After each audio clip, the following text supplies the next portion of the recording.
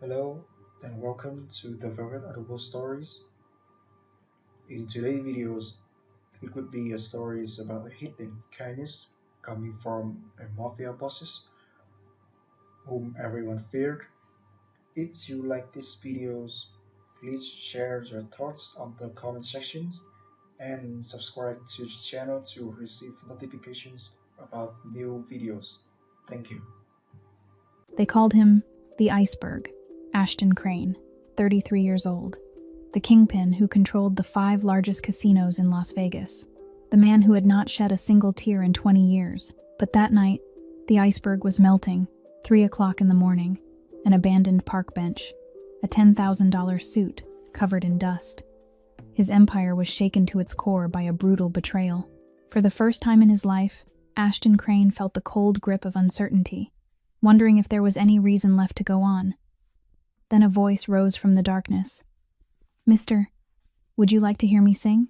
My mother always says music can heal everything." Ashton turned around. A 7-year-old boy, thin as a stick, a denim jacket with a torn shoulder, far too big for his tiny frame. But his eyes, wide and crystal clear, looked at him without a trace of fear. That night, the most feared kingpin in Las Vegas came face to face with the greatest enemy of his life. Not a bullet, not betrayal, but a song from a child who had nothing except his heart. And that song would destroy everything he had ever built. If this story touched your heart, please tap like to support us. Share this video with the people you love, and don't forget to subscribe to the channel so you won't miss the next moving stories. Ashton frowned at the boy standing before him. In the middle of an abandoned park at 3 o'clock in the morning, a scrawny child stood there as though this were the most ordinary thing in the world. The kingpin of Las Vegas had met every kind of person in his life, from cold-blooded killers to hypocritical politicians, but he had never seen anyone look at him with such clear, unclouded eyes. "Go home. This isn't a place for children." Ashton's voice was cold as steel, the very voice that had once made even the most vicious gangsters lower their heads. But the boy didn't move at all. He tilted his head and looked at Ashton as though he were studying a wounded animal. "I was looking for a drugstore for my grandma. She's coughing really badly. But I got lost," Jamie said, his voice not trembling in the slightest. "I kept walking and walking, but I couldn't find my way back." Ashton was about to snap at him again, about to rise and walk away the way he always did with every nuisance in his life. But before he could open his mouth, the boy began to sing. No permission, no waiting. He simply lifted his voice into the stillness of the night. It was a lullaby, its melody plain and simple in a way that felt almost strange. The voice of that 7-year-old child rang out clear and pure, passing through the darkness the way light slips through the crack of a door. Each line, each word drifted out without technique, without perfection, carrying nothing except the purest sincerity. Ashton stood frozen. He knew that melody. No, not exactly knew it. He felt it rising from somewhere deep inside his memory, from a place he had deliberately buried for more than 2 decades. A blurred image surfaced, a woman with long black hair, warm hands, and a gentle voice singing him to sleep every night. His mother, the woman who had gone away when he was still too young to understand what loss meant. The song ended, silence returned, but it was no longer as heavy as before. Jamie looked at Ashton, his head slightly tilted. "Do you feel a little less sad now?" Ashton didn't answer. He couldn't. His throat felt as though someone were choking it shut, and for the first time in 20 years, he felt something stirring behind his rib cage, in the place he had thought had died long ago. He rose to his feet, brushing the dust from his trousers without thinking, then looked down at the boy. "Come on, I'll take you home." Jamie smiled, a bright smile that didn't suit this situation at all. He turned and began to walk, and Ashton found himself following as though under a spell. They walked through empty streets, through pitch-black alleyways, through parts of the city that even Ashton's own men wouldn't dare enter at night. The boy moved forward with a quiet, practiced caution, navigating the shadows as though he had long ago learned to survive in them. He occasionally glanced back to make sure Ashton was keeping up. At last, Jamie stopped behind a convenience store that had already closed. Ashton looked around and saw no house anywhere. "Where's your home?" Jamie pointed toward a dark corner behind a row of trash bins. Ashton stepped closer, and what he saw made him stop short. A blue plastic tarp had been stretched between 2 large dumpsters, and beneath it lay a pile of torn old blankets thrown together. In the middle of those blankets, an elderly woman lay curled up, her frail body trembling with every fit of coughing. The dry cough came again and again, sounding as though her lungs were about to split apart. This was home. Ashton Crane, the man who still held the keys to 5 casinos and a penthouse atop the tallest building in Las Vegas, even as his enemies fought to strip them away, stood there, staring at a child and his grandmother, living in the corner behind a pile of trash bins. He had seen poverty. He had seen misery. He himself had grown up at the bottom of society. But there was something about this scene that kept him from turning away. Maybe it was the way the boy naturally ducked beneath the tarp and gently pulled the blanket over his grandmother, as though this were the most ordinary room in the world. Maybe it was the way he turned back to look at Ashton, his big eyes holding not a trace of shame, not a trace of self-pity. "This is my home," Jamie said, his voice calm, as though he were introducing a mansion. "Do you want to come in?" Ashton stood there amid the stench of rotting garbage and the dry cough of an old woman. And for the first time in many years, the kingpin of Las Vegas didn't know what to say. The dry cough woke the elderly woman from her sleep. She slowly opened her eyes, and what surprised Ashton was that she didn't startle or panic in the slightest at the sight of a strange man standing tall in the darkness. Her eyes, though clouded by age and illness, still held a strange sharpness as they looked straight at him. "Jamie, where have you been so late?" Her voice was rough and hoarse, but it still carried an unusual calm. "I went to look for medicine for you, Grandma, but I got lost. This mister brought me back." Jamie crawled beneath the tarp and curled up beside her, as naturally as though this were the softest bed in the world. Ruth pushed herself upright, even though the movement made her grit her teeth and endure the pain. She looked Ashton up and down, her gaze lingering on the lion ring on his finger, then on the faint scar running along the left side of his jaw. "You're a Crane," she said. It wasn't a question. It was a statement. "Ashton Crane. I've heard your name. Everyone in Las Vegas knows the iceberg." Ashton folded his arms across his chest. "You know who I am, and you aren't afraid?" Ruth let out a laugh, and the laugh turned into a violent fit of coughing. Jamie hurried to steady her, rubbing her back with his tiny hands. When the coughing eased, she wiped the corner of her mouth with her sleeve and looked at Ashton with an expression he had never seen in anyone before. No fear, no contempt, no flattery, only pure understanding. "I've lived long enough to realize one thing. My boy," she said slowly, each word sounding as though it had been weighed with great care. "The most frightening person isn't the one holding a gun or the one with power in his hands. It's the one who has forgotten he once had a heart. He becomes empty, and that emptiness devours everything around him." Ashton was silent. He didn't know why he was still standing here, why he hadn't turned away the way he always did with thousands of others. Ruth tilted her head and studied him more closely. "But your eyes, they're the eyes of someone who has forgotten for a very long time." She paused, as though she were seeing something behind the cold shell he had worn for years. "The strange thing is, tonight, I can see that you're trying to remember." Those words cut through every layer of armor Ashton had built around himself for 20 years. He wanted to argue. He wanted to laugh at her. He wanted to walk away. But he only stood there, motionless. The cough came again, harsher than before. Ruth's frail body shook like a leaf in the wind, and Jamie wrapped his arms around her, his wide eyes full of worry but not a single tear in them. This child was used to this sight, Ashton realized. He was used to holding her through coughing fits, as though it were simply part of everyday life. "It's all right," Ruth reassured him, stroking Jamie's hair with a trembling, bony hand. "I just need to rest for a little while, and I'll be fine again." A lie. Ashton knew it was a lie. He had seen enough death to recognize the breath of it hovering around this woman. But he said nothing. Ruth reached beneath her pillow and pulled out an old notebook, its leather cover worn thin and yellowed by the years. She placed it in Jamie's hands with the reverence one might give a priceless treasure. "Keep this," she said gently. "This is your mother's songbook." Jamie took the notebook and held it against his chest. "My mother's?" Ruth nodded, her gaze turning distant, as though she were looking back into another time. "Your mother was a singer. She had the most beautiful voice I ever heard. She performed in little music rooms all over the city, and every night she wrote her melodies down in this notebook." She paused and drew a labored breath. "Then she fell ill, and she passed away, but the songs are still here. She looked at Jamie, and a smile touched her cracked, dry lips. "Every song in here is a piece of your mother's soul. And now that soul lives on in your voice, Jamie." Ashton stood watching the two of them, feeling as though he were an intruder in a world that didn't belong to him. A world of poverty, yet full of love, where a child could sing in the middle of the night, and an old woman could look straight through another person's soul. He turned and walked away without saying goodbye, but before he left that dark little corner, he pulled a thick wad of cash from his coat and slipped it gently beneath the edge of a blanket, without letting anyone see, or at least, that was what he thought. "Thank you," Ruth's voice called after him. "But I don't need money." Ashton stopped, but he didn't turn around.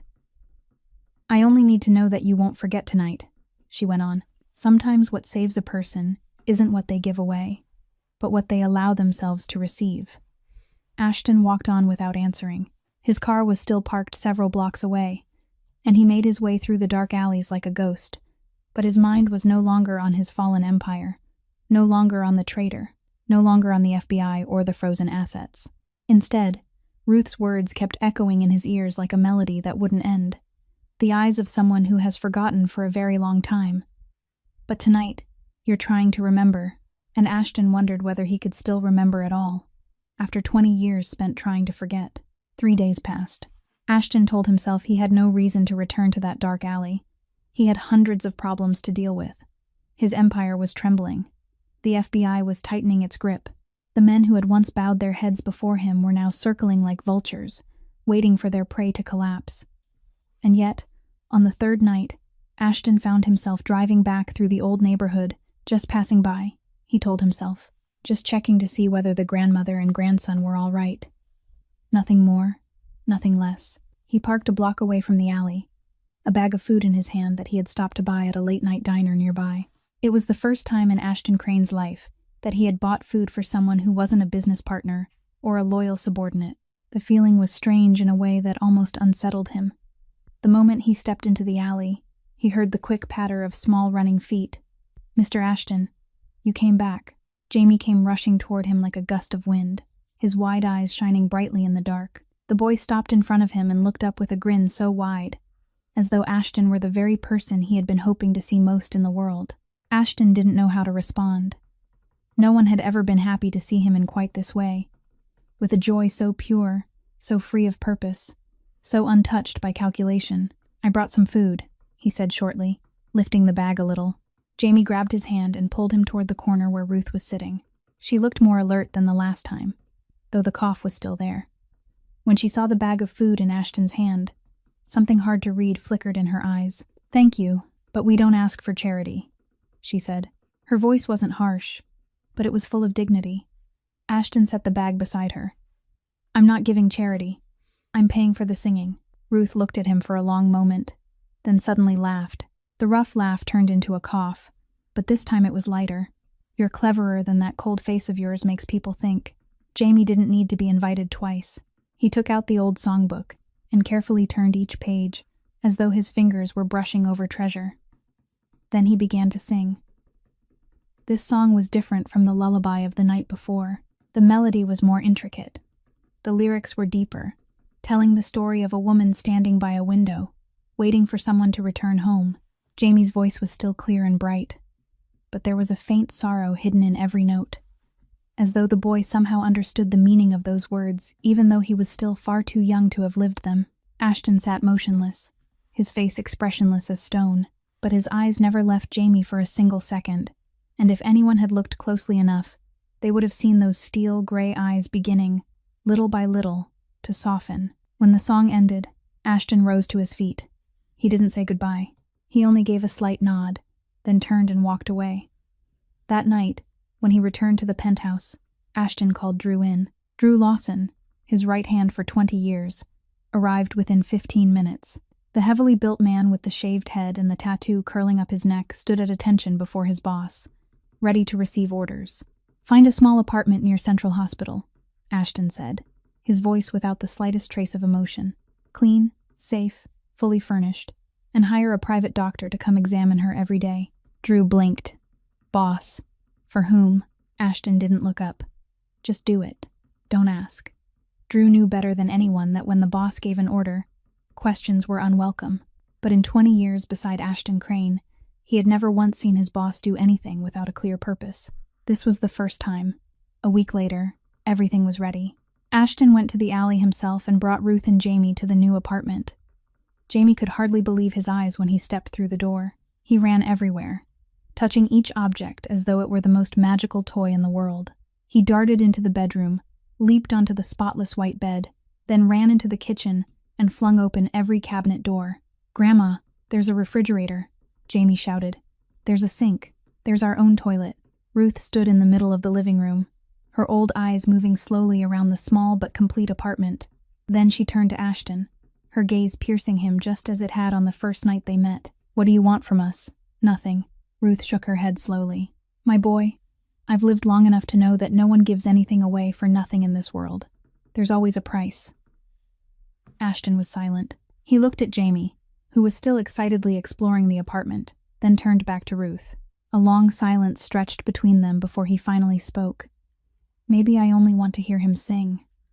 The answer sounded foolish, but when Ashton said it aloud, he realized it was the truth. He didn't know what he wanted from the grandmother and grandson. He only knew that Jamie's voice made him feel something he had forgotten a very long time ago. Ruth looked at him for a long while, then nodded. "All right, if you want to hear singing, then come." That night, Ashton returned to the penthouse when dawn was close at hand. He didn't open a bottle of liquor the way he did every other night. He didn't sit in the dark gazing down at the city below like a lonely king. Instead, he lay down on his bed and closed his eyes. And for the first time in many years, Ashton Crane drifted into sleep without needing anything at all to quiet the demons inside him. 2 weeks passed, like a dream Ashton had never imagined he would be allowed to have. He stopped by the little apartment almost every day, sometimes bringing food, sometimes only sitting in silence while he listened to Jamie sing the songs from the old music book. But while Ashton was slowly growing used to this strange, unexpected peace, Ruth's health was collapsing at a terrifying pace. She began coughing up blood. The fevers came more often, and there were nights when she no longer had the strength to sit up. The doctor Ashton had hired shook his head after every visit, his expression full of pity, as though he were searching for a way to say what no one wanted to hear. Then the day came at last. Ashton stood in the hospital corridor, his back against the cold white wall, when the doctor stepped out of Ruth's room. The middle-aged man in the white coat removed his glasses and rubbed his brow wearily. "Mr. Crane, I'm very sorry. We've done everything we could." The doctor's voice was low and sorrowful. "Her lung disease has been in its final stage for a long time.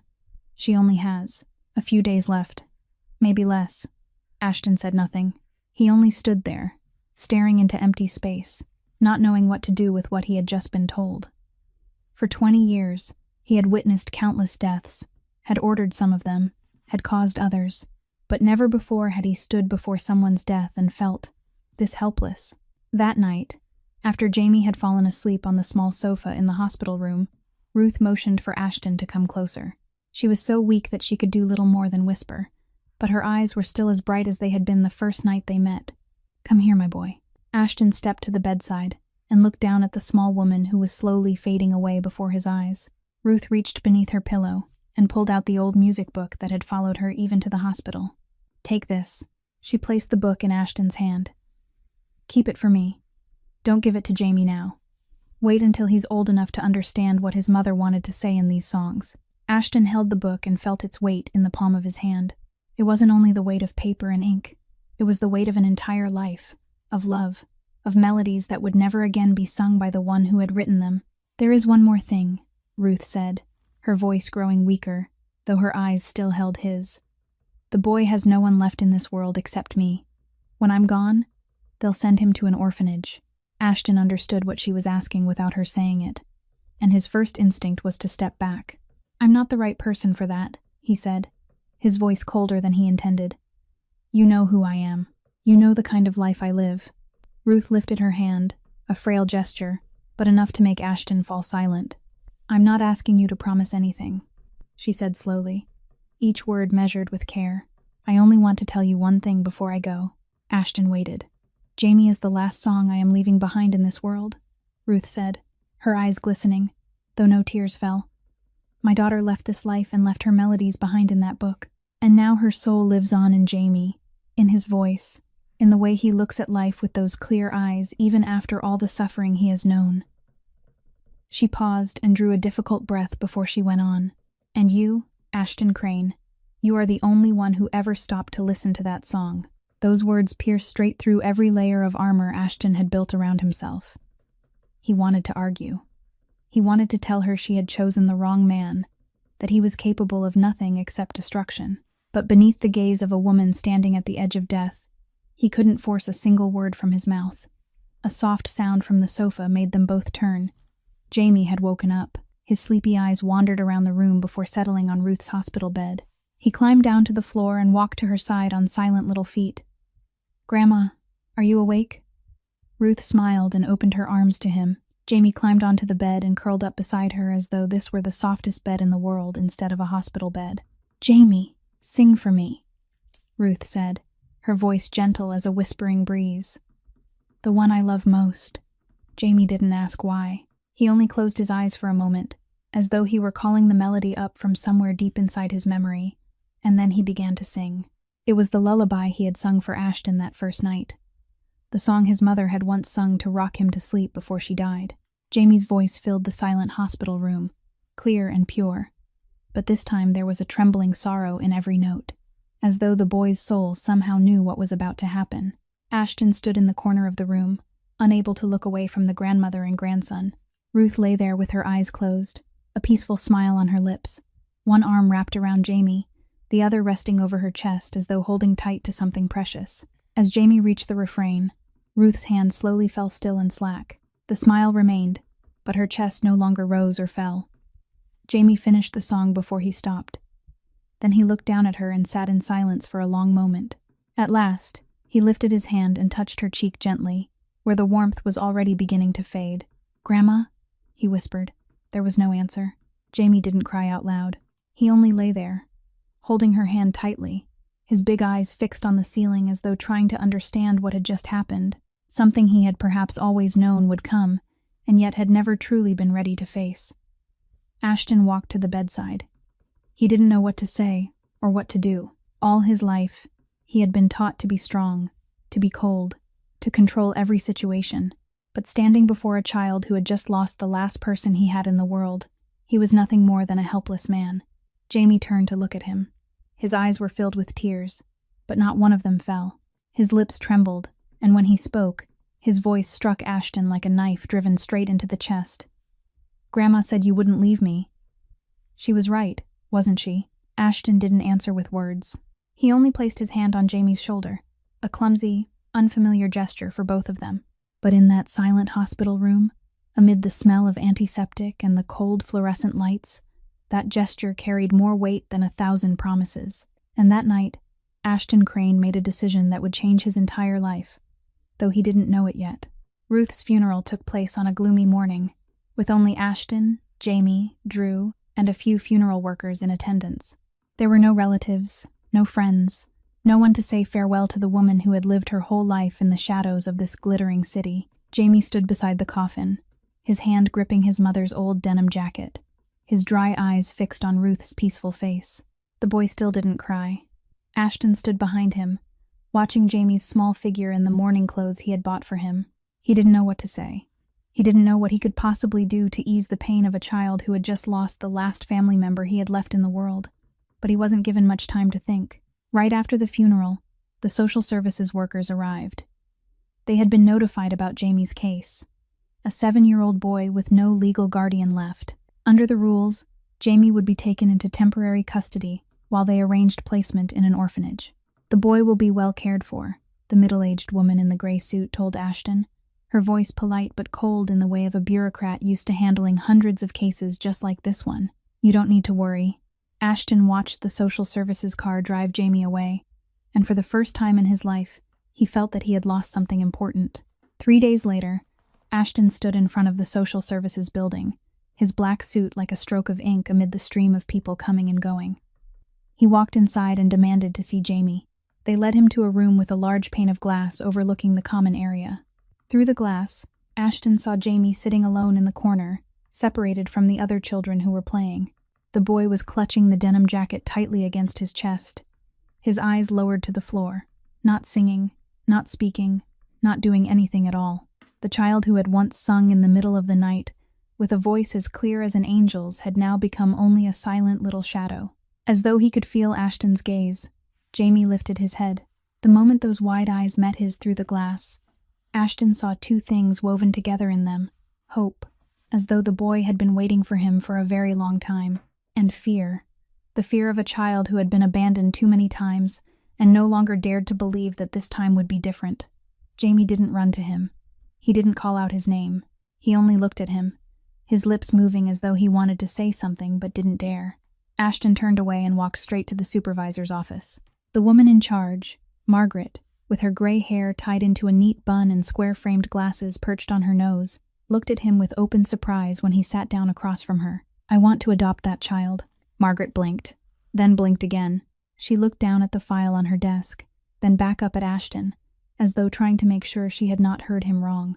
"Mr. Crane, I don't know how to say this," she said slowly, choosing each word with care. "With your record, adopting a child is nearly impossible. I think you understand what I mean." "I can provide everything he needs," Ashton said, his voice as cold as ever. "A home, an education, medical care, anything." Margaret shook her head. "Mr. Crane, what a child needs isn't money or material comfort. He needs a safe, stable environment and a guardian whose ethics cannot be called into question." She paused, and her eyes didn't waver. "You may be the richest man in this city, but you are also a man the FBI is watching. No judge in Nevada is going to sign an order allowing you to adopt a child." Ashton wanted to slam his fist onto the desk. He wanted to use power and money to force the outcome the way he had forced so many other things in his life, but he knew that would only make everything worse. He stood up and walked out of the office without another word. That night, Ashton sat in his penthouse, looking down at Las Vegas flickering beneath him like a sea of lights. He had built an empire with his bare hands, had defeated the most powerful enemies, had survived bloody gang wars, and now he was helpless before a piece of adoption paperwork. Then a name rose in his mind, a name he had tried to bury for 15 years. Meredith Crane, his sister, a children's rights lawyer in San Francisco. The woman who had turned her back and walked away 15 years ago, swearing she would never look at him again. Ashton didn't know whether Meredith would help, but he knew she was the only person who could, if she chose to. He called Drew in. "Find Meredith," Ashton said, his voice flat and emotionless. "Tell her her brother needs to see her." Drew stood there, surprise plain on his face, an expression he rarely allowed himself to show. "Boss, she won't come. You know what she thinks of you. Tell her this is about a child who needs help." Ashton looked straight into Drew's eyes. "Meredith may hate me, but she never turns her back on children. She'll come." Drew nodded and left, leaving Ashton alone with his thoughts. Ashton Crane, the kingpin of Las Vegas, the man who had never bowed his head to anyone, was now preparing to beg for help from the one person who had cast him out of her life. For a 7-year-old child sitting alone in the cold room of social services, clutching his mother's old jacket, and waiting for someone to come take him home, Ashton didn't know whether he deserved to become that person.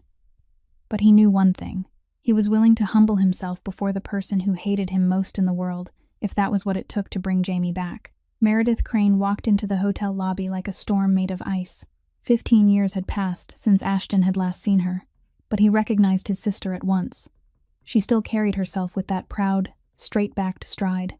Her long black hair had now been cut into a neat, shorter style, and her gray eyes, the very same color as his, still held something he had lost long ago: integrity.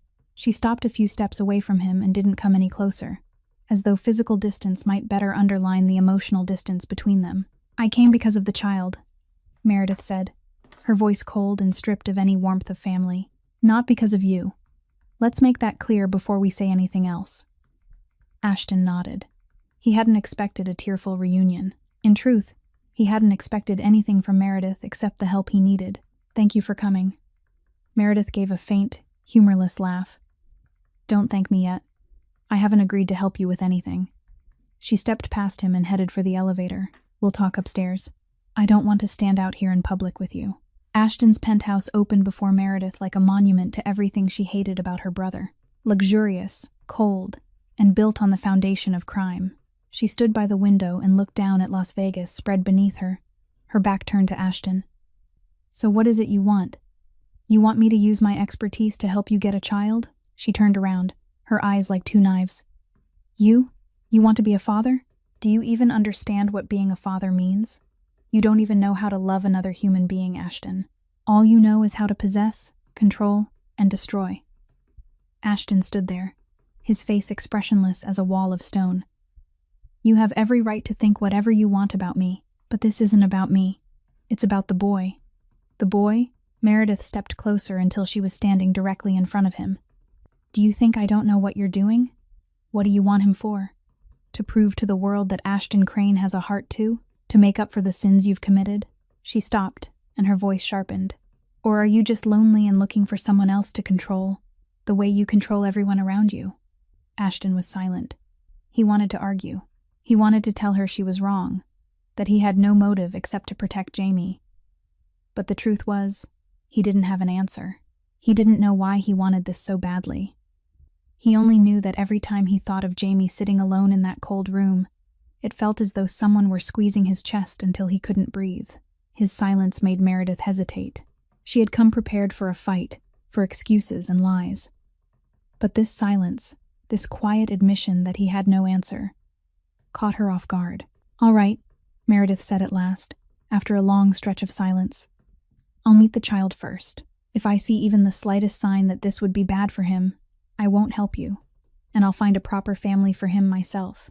A real family, not a mob kingpin playing father." "All right," Ashton said with a nod, not arguing. The next day, Meredith went to social services alone. She refused to let Ashton come with her, saying his presence would affect the child's honest reaction. Jamie sat in the visitation room, still clutching the old denim jacket as though it had never left his hands. When Meredith walked in, he looked up at her with wide eyes that had lost some of the light Ashton had described. "Hello," Meredith said, sitting down across from him, her voice gentle with the instinct of long practice. "My name is Meredith. I'm a lawyer, and I came here to talk with you." Jamie looked at her and said nothing. "Do you know who the man is who wants to adopt you?" Meredith asked directly. She didn't believe in circling around things with children. "His name is Ashton Crane. He's my brother, and he's a dangerous man. He has done many bad things in his life." Jamie stayed silent, his eyes on Meredith without blinking. "Aren't you afraid?" Meredith asked again, her voice softer now. "Aren't you afraid to live with someone like that?" Jamie lowered his eyes to the jacket in his hands for a long time. Then he looked up, and when he spoke, his voice was strangely calm for a 7-year-old child. "I know who Mr. Ashton is," Jamie said. "Grandma told me everything. She knew what kind of man he was." Meredith stared at him, stunned. "Your grandmother knew, and she still let you stay near him?" Jamie nodded. "Grandma said that in this city, everybody knows who the iceberg is, but she also said not everyone sees the real person behind that name. Then why do you still want to be with him?" Meredith asked, and her voice no longer sounded as certain as before. Jamie looked straight into her eyes, and in that moment Meredith had the strange feeling that she was speaking to an adult, not a child. "Because Mr. Ashton is the only one who came back," Jamie said, each word clear and steady. "A lot of people looked at me and Grandma, then walked away. They looked at us the way people look at garbage, then turned their faces. Mr. Ashton walked away the first time too. But he came back, then he came back again. Then he came back again." Meredith couldn't say a word. "Grandma used to say something all the time," Jamie continued, his voice trembling a little now but never stopping. "She said a good person isn't someone who has never done wrong. A good person is someone who knows how to come back after walking away." The room fell silent. Meredith sat there looking at the 7-year-old child in front of her, a child who had lost his mother, lost his grandmother, lost everything, and yet could still see goodness in a man the whole world called a monster. She stood up and walked out of the room without saying another word to Jamie. Ashton was waiting in the hallway, his back against the wall, his face unreadable as always. When he saw Meredith step out, he straightened, but he didn't ask anything. Meredith stopped in front of him. She looked at her brother, the man she had hated for 15 years, the man she had sworn she would never forgive. But in that moment, Jamie's words kept echoing in her mind. A good person is someone who knows how to come back. Meredith said nothing. She only stood there and looked at Ashton, and for the first time in 15 years, She no longer knew what she was supposed to think of him. Meredith didn't say yes, but she didn't say no either. She only told Ashton to prepare everything that would be needed and begin the legal process. While the court reviewed the case, Jamie was allowed to stay temporarily with Ashton under the supervision of social services. On the day Jamie moved into the penthouse, Ashton stood in the middle of his luxurious apartment and suddenly realized he didn't own a single toy, a single children's book, or anything at all meant for a child. This 47-story penthouse had been designed for a powerful kingpin, not for a 7-year-old boy. But Jamie didn't care about any of that. He stepped inside, his wide eyes taking in the apartment with the pure curiosity of childhood. Then he ran to the great glass window, looked down at the city below, and let out a soft gasp of wonder. Your home is so high up, it's like being in the sky. It was the first time Ashton had heard Jamie say anything with real excitement since Ruth died. And he realized then that maybe what the boy needed wasn't toys or books at all, but simply a place where he belonged. The first days were a chain of one disaster after another. Ashton tried to make breakfast and burned both slices of bread while a kettle boiled over across the stove. He bought clothes for Jamie, but got the size wrong, forcing the boy to roll his pant legs almost up to his knees. He didn't know how many hours a child needed to sleep. He didn't know what a child ought to eat. He didn't know what to do when Jamie sat quietly by the window for hours, saying nothing at all. But he tried. Every day, he tried. He learned how to warm milk without making it too hot. He learned how to read clothing labels so he could choose the right size. He learned how to sit silently beside Jamie when the boy didn't want to talk, without pressing, without asking questions, simply being there. Drew came by one afternoon, and what he saw made the man who had once been a killer stop short in the doorway. Ashton Crane, the kingpin of Las Vegas, was sitting cross-legged on the floor, trying to learn how to fold paper airplanes by following instructions on his phone, while Jamie sat across from him, giggling every time one of the planes shot off in the wrong direction. "Boss," Drew said later, after Jamie had gone to sleep, "I've been with you for 20 years. I've seen you face enemies, face death, face everything this city could throw at you, but I've never seen you like this." Ashton looked up from the pile of crumpled paper on the floor. "Like what?" Drew was silent for a moment, as though searching for the right words. "Like a normal man." Ashton didn't answer. He only looked toward the bedroom where Jamie was sleeping, and in that moment Drew realized his boss had changed in a way no one could ever have imagined. Then that night came. A scream tore through the darkness, echoing across the silent penthouse. Ashton was out of bed in less than a second, the instincts of a man shaped by the underworld making him move faster than thought. He rushed to Jamie's room, threw open the door, and saw the boy thrashing on the bed, drenched in sweat, calling Ruth's name through the nightmare. "Grandma, don't go. Grandma." Ashton froze in the doorway. He had faced bullets, men who wanted him dead, the most intricate betrayals. But he didn't know what to do for a child trapped inside a nightmare.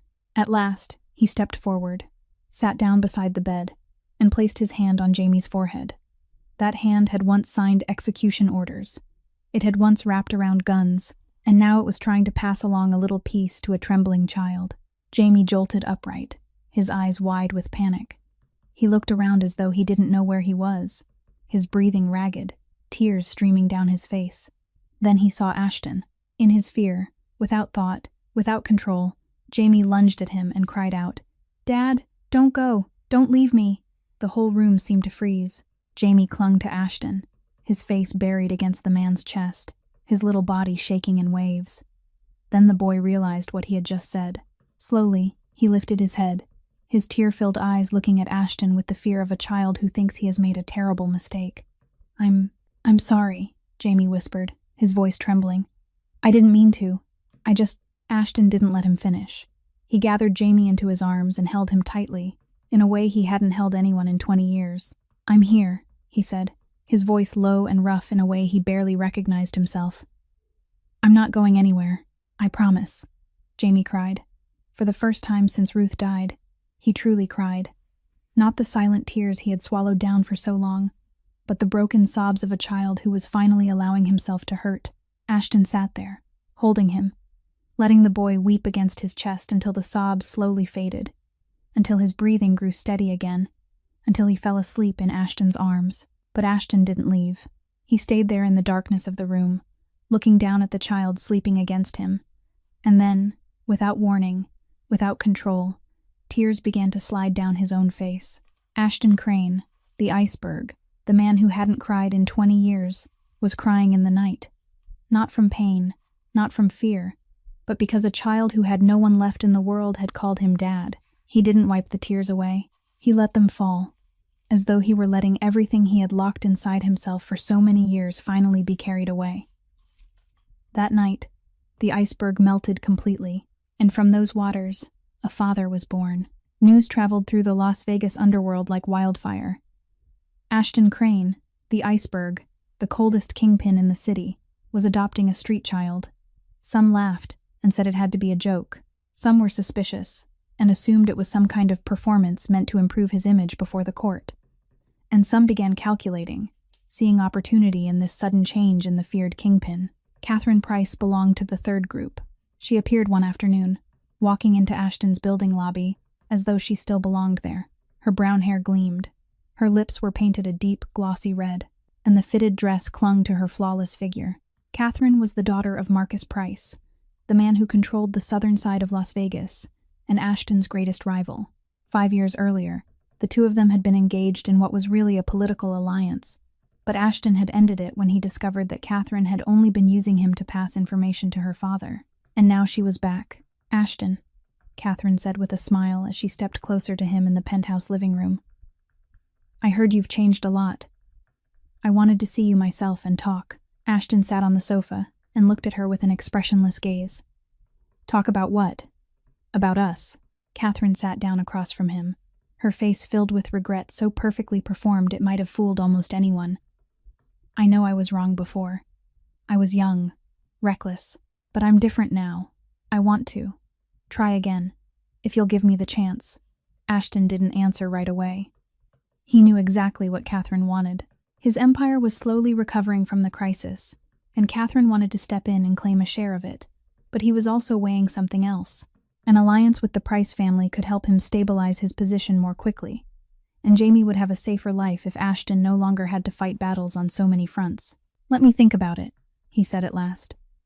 Catherine smiled like someone tasting victory.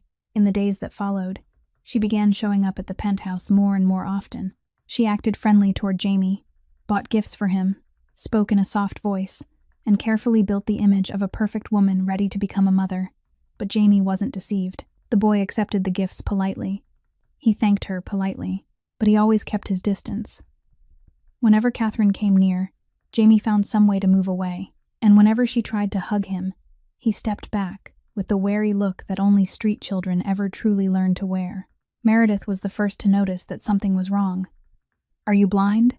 she said bluntly to Ashton during one of their meetings. "She's putting on an act, and you're sitting there watching like a fool in the audience." "You think I don't know what she wants?" Ashton replied, his voice calm. "Then why do you keep letting her linger around here? Around Jamie?" Meredith nearly snapped. "You've changed this much already. Don't let a snake like Catherine destroy everything." Ashton fell silent. He didn't answer because he had no answer. He was weighing too many things, too many variables, too many roads that might lie ahead. And in the middle of all that, he overlooked one detail that mattered more than all the rest. Jamie was watching everything. That night, Jamie couldn't sleep. He tossed and turned in bed, thinking about Catherine, about the way she looked at him whenever Ashton wasn't paying attention. That cold, calculating look so completely different from the sweet smile she wore during the day. Thirsty, Jamie climbed out of bed and crept toward the kitchen. As he passed the living room, he suddenly heard voices drifting in from the balcony. Catherine's voice. Jamie stopped and pressed himself against the corner of the wall, his heart hammering wildly. "Everything's going the way it should," Catherine said into the phone, her voice cold and stripped bare of the sweetness she displayed in daylight. "Crane is softening. He thinks I really want to come back." Silence followed while she listened to the person on the other end. "The boy? That's the only problem right now," Catherine continued, her voice filled with contempt. "He takes all of Crane's attention. Crane looks at him like he's some priceless treasure. But don't worry. Once I deal with him, everything will fall into place. I'll find a way to get rid of him, send him as far away as possible." Jamie stood frozen behind the wall, his heart feeling as though it had stopped. He wanted to run to Ashton. He wanted to scream. He wanted to tell his father the truth. But then he remembered all the times grown-ups hadn't believed him. When he said he was hungry, they said he was lying to beg for money. When he said his grandmother was terribly sick, they said he was exaggerating. Grown-ups never believed children, especially not street children. Jamie needed proof. He backed away and quietly returned to his room. The old phone Ashton had given him to use in case of an emergency lay on the bedside table. Jamie picked it up, stared at the screen, and made a decision. In the days that followed, Jamie became a quiet little shadow trailing Catherine. Whenever she spoke on the phone, he found a way to move close, hiding the phone in his jacket pocket with the recording on. Piece by piece, he gathered evidence with patient care, waiting for the right moment. Drew was the first to notice. The heavily built man saw Jamie sneaking after Catherine one afternoon, and he decided to follow. When he saw the boy hiding behind a door with his phone raised, Drew understood at once what was happening. He was about to step out, about to go tell Ashton immediately, but Jamie saw him first. The boy ran over, his eyes burning with determination. "Mr. Drew, please don't tell Dad. Jamie, you need to." "I need proof," Jamie cut in, his voice firm in a way that didn't belong to a 7-year-old child. "Dad won't believe me if it's only my word. Grown-ups never believe children. I need real proof." Drew looked down at the boy standing before him. That thin child in the oversized old denim jacket stood there with the eyes of a warrior, a very small warrior trying to protect his family in the only way he knew how. Drew lowered himself to one knee until he was eye level with Jamie. "All right," he said, his voice deep and gentle. "I'll help you. But if there's any danger at all, you have to tell me right away. Do you understand?" Jamie nodded, his eyes lighting up with gratitude and resolve. The child who had once needed protecting was now learning how to protect the people he loved, just like his adoptive father. 1 week later, Drew walked into Ashton's office with Jamie's old phone in his hand. He set it down on the desk, his face more serious than Ashton had ever seen it. "Boss, you need to hear this." Ashton looked at the phone, then at Drew. He didn't ask any questions. He only pressed play. Catherine's voice filled the room, sharp, cold, and calculating. Nothing like the sweet softness she wore in front of him. "Tell Father not to worry. Crane trusts me completely now. Just a few more months, and once the wedding is over, I'll have access to all his documents. After that, Father can do whatever he wants." A man's voice answered, low and rough. "And the boy?" "The boy is the only problem," Catherine replied, her voice thick with contempt. Crane looks at him as if he were his own son. "It's disgusting, but I'll handle it. Once we're married, I'll convince him to send the boy off to boarding school in Europe. Once he's out of sight, Crane will slowly forget about him. Men are always the same. They're easily distracted by whatever is right in front of them. Good.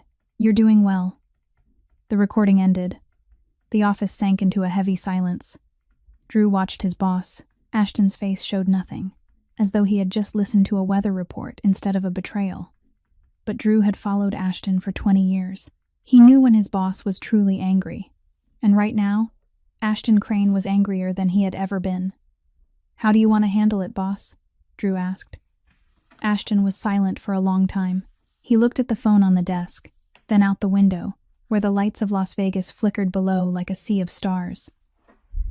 "Call Catherine. Bring her here tonight." At last he spoke. "And call Meredith too." Drew nodded and turned to leave. "Drew," Ashton said. "Who gathered these recordings?" Drew stopped and looked back. "Jamie. He did all of it himself. I only helped him keep it hidden." Ashton said nothing, but a strange light passed through his gray eyes. Before facing Catherine, Ashton stepped into Jamie's room. The boy was lying in bed with his eyes closed, his breathing even, pretending to be asleep. But Ashton knew he was awake. "I know you're still awake," he said as he sat down beside the bed, "and I know what you did." Jamie slowly opened his eyes and looked at Ashton with fear he couldn't hide. Those wide eyes were full of worry, afraid of being scolded, afraid of making him angry, afraid of losing the only person he had left. "Are you mad at me, Dad?" Ashton looked at the boy, a 7-year-old child brave enough to confront a dangerous enemy in the only way he knew. He placed a hand on Jamie's head, a gesture that had begun to feel natural to him.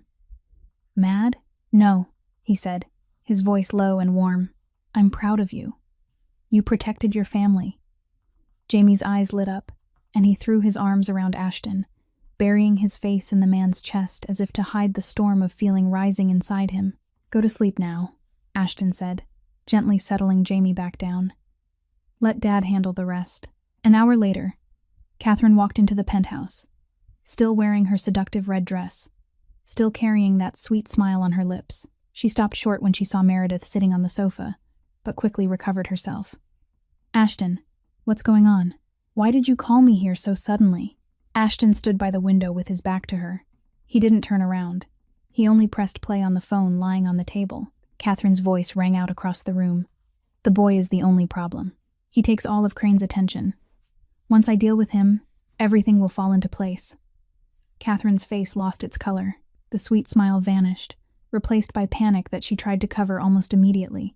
You've misunderstood," she said, her voice shaking slightly. I was only putting on an act so my father would feel reassured. I didn't mean—" "Don't," Ashton cut in, turning around at last. His gray eyes were cold as ice, looking straight through her. "I misunderstood once 5 years ago. I won't make that mistake a second time." Catherine stood there as the sweet mask dropped away completely. She looked at Ashton, then at Meredith sitting in silence and watching, then back at Ashton again, and when she realized there was no way back, her true nature surfaced. "Fine," Catherine said with a bitter laugh, her voice stripped of every trace of sweetness. "You want to play for real? Then let's play for real. Do you think you can stand alone? Without my father, you won't last 6 months. The FBI is hunting you. Your enemies are waiting for you to fall, and you choose to stand with a street child?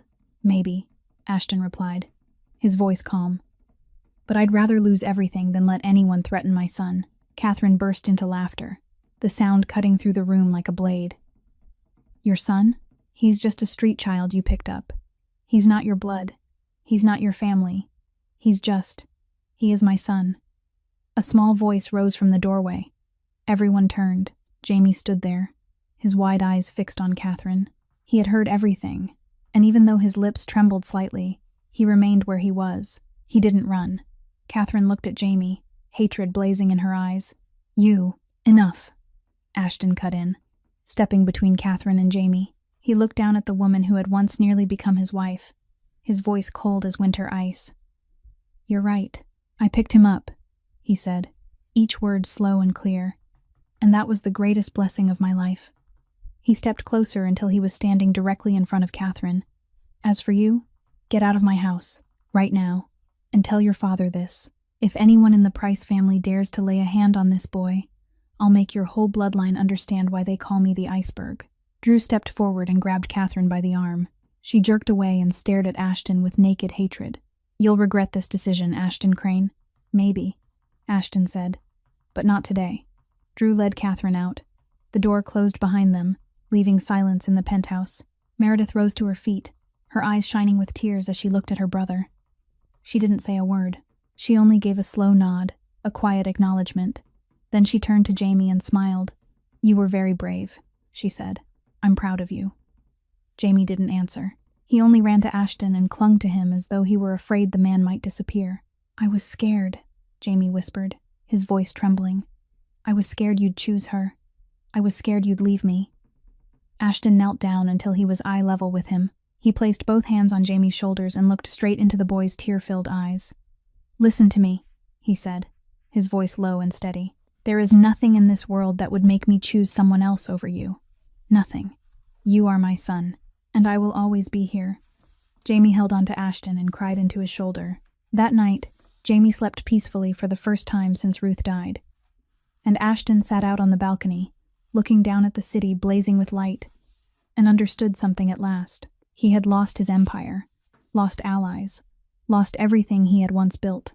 But he had Jamie, he had Meredith, he had Drew, and that was everything he needed. After everything that happened with Catherine, Meredith didn't return to San Francisco as planned. She told Ashton that she needed to stay in order to finish the legal process for Jamie's adoption, but both of them knew that was only an excuse. The truth was that Meredith didn't want to leave, not because of work, but because for the first time in 15 years, she had begun to see a different version of her brother. 1 week passed, then 2. Meredith remained in her hotel room near Ashton's penthouse, coming every day to see Jamie, helping him with his schoolwork, taking him to the park, doing the kinds of things a real aunt would do. Then one night, after Jamie had fallen fast asleep, Meredith went to find Ashton. He was sitting alone out on the balcony, gazing down at the city that never slept, a glass of liquor in his hand that he wasn't drinking. Meredith sat down beside him and stayed silent for a long while before she finally spoke. 15 years, she said, her voice light as breath. I hated you for 15 years. I left and swore I'd never look at your face again. I told myself you were a monster, that you'd died a long time ago, that all that was left was a soulless body running a criminal empire. Ashton didn't look at his sister. He only stared out into the distance, into the darkness along the horizon. Maybe you were right, he said. Maybe I really am a monster. Meredith slowly shook her head. No, I was wrong. She turned to look at Ashton, her gray eyes so much like his, yet far gentler. Monsters don't know how to love. Monsters don't sit on the floor folding paper airplanes with a child. Monsters don't cry in the night when they think no one can see them. Ashton blinked and turned to look at his sister. I've seen the way you look at that boy, Meredith went on. That's not the look of a monster. That's the look of a father. Silence stretched between them. Then Ashton let out a long breath and set his glass on the table. Do you want to hear the real story? He asked. Meredith nodded. And for the first time in 15 years, Ashton told his sister about that night, about the abandoned park at 3 o'clock in the morning, about the thin little boy who stepped out of the darkness and asked whether he wanted to hear a song, about the lullaby that had awakened something inside him, about Ruth and the music book, about the little corner behind the dumpsters that the grandmother and grandson called home. He told her how everything changed, little by little, day by day, about the first time he bought food for someone without wanting anything in return, about the night Ruth died and left Jamie in his hands, about that cry of Dad in the middle of a nightmare that shattered the final wall he had built around himself. By the time he finished, Meredith was crying. Tears rolled down her cheeks, but she didn't wipe them away. So the boy saved you, she said, her voice thick with emotion. Ashton shook his head. No, he didn't save me. He gave me a reason to save myself. There's a difference. Meredith looked at her brother for a long moment, and then she made a decision. I want to stay, she said. Not because of the legal process. I want to stay for real. I want to be Jamie's aunt. Not just on paper, but his real aunt. Ashton turned to look at his sister, surprise passing briefly across his usually unreadable face. Are you sure? You have a career in San Francisco. You have your own life. I have a family I've missed for 15 years, Meredith replied. I can build a career anywhere. But you and Jamie are only here. She stopped and looked straight into Ashton's eyes. You don't have to be alone anymore, and neither does Jamie. Both of you deserve a real family. Ashton was about to say something, but a small voice cut through the night. Aunt Meredith is really staying? Both of them turned around. Jamie was standing in the doorway, his eyes still heavy with sleep but shining with hope. He had heard the last part of their conversation and couldn't go back to sleep. Meredith rose to her feet and knelt down until she was at eye level with him. I'm staying, she said gently. I promise. Jamie threw himself into Meredith's arms and held on to her tightly, as though he were holding a treasure he had just found. Meredith hugged him back, her eyes full of tears, and for the first time in a very long while, she felt that she belonged somewhere. Ashton stood there, looking at his sister and his son holding each other. It was a sight he had never imagined he would live to see. A family, strange and imperfect, but his. Dad should hug too, Jamie said, reaching one hand out toward Ashton. Ashton hesitated for a second, then stepped forward. He placed one hand on Jamie's shoulder, then one on Meredith's, and the three of them stood there in the soft light of the balcony, a kingpin once feared across the city, a lawyer who had once hated her brother, and an orphaned little boy who had once lived behind a row of trash bins.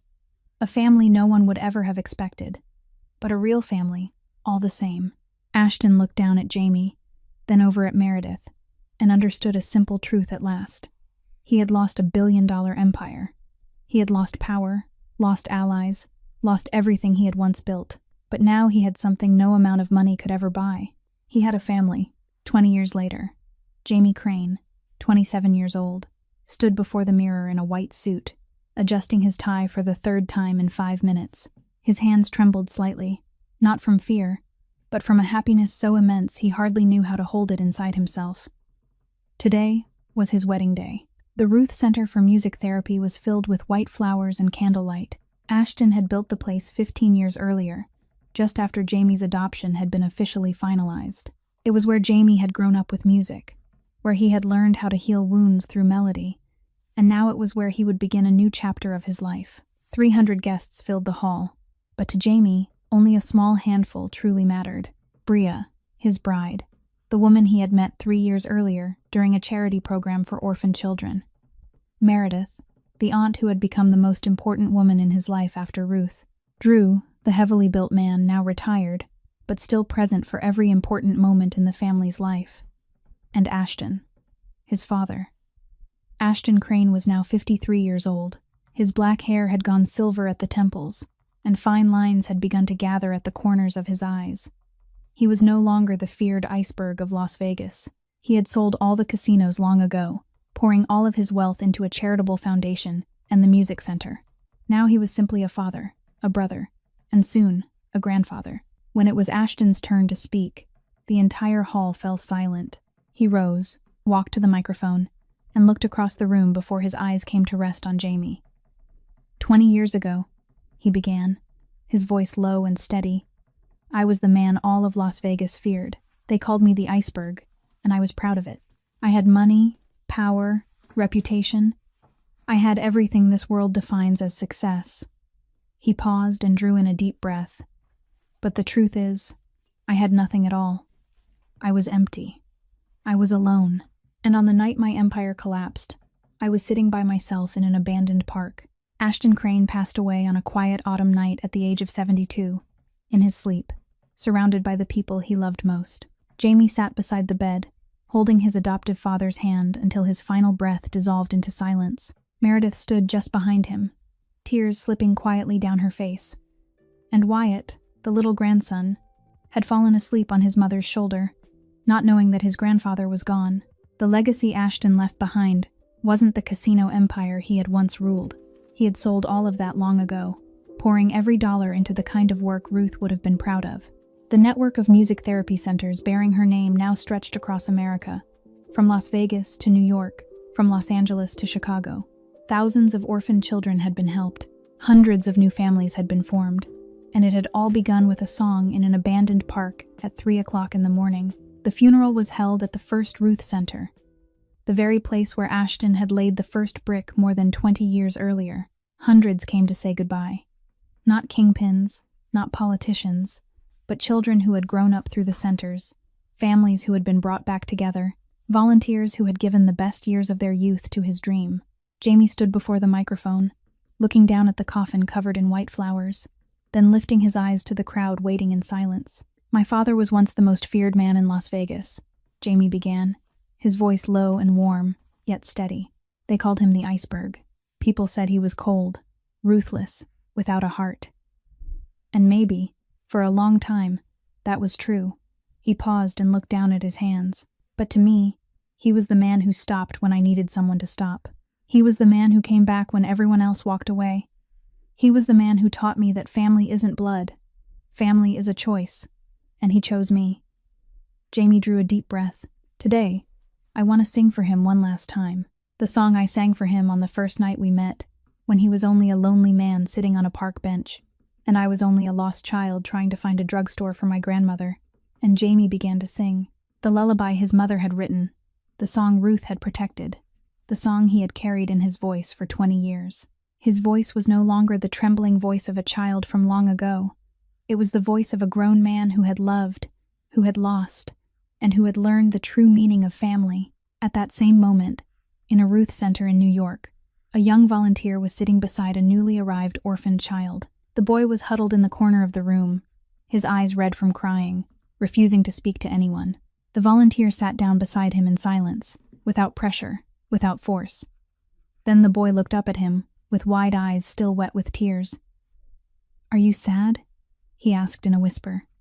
"I can sing for you. My mother used to say music heals everything." The volunteer smiled and nodded. And a new song began. Because Ashton and Jamie's story never truly ended. It was being told again somewhere else, through different lives, through different hearts. That is the nature of songs. They never really stop. They simply find new voices to carry them forward. Real power doesn't lie in making other people afraid of you. Real power is when someone trusts you enough to place their most precious thing in your hands, their heart. And sometimes, everything begins with nothing more than a song. Our story comes to an end here. Thank you for listening all the way to these final moments. We would truly love to know how this story touched your heart. What did you feel as you listened to Ashton and Jamie's journey? Please share your thoughts in the comments below. We will read every line and treasure every word shared from the depths of your hearts. If this story brought you even a little warmth or reflection, please subscribe to our channel, tap like, and share this video with the people you love. That will help us continue bringing you more moving stories every day. We wish all of you watching this video abundant health, a joyful life, and a peaceful spirit each day. Goodbye for now, and we will see you again in the next video.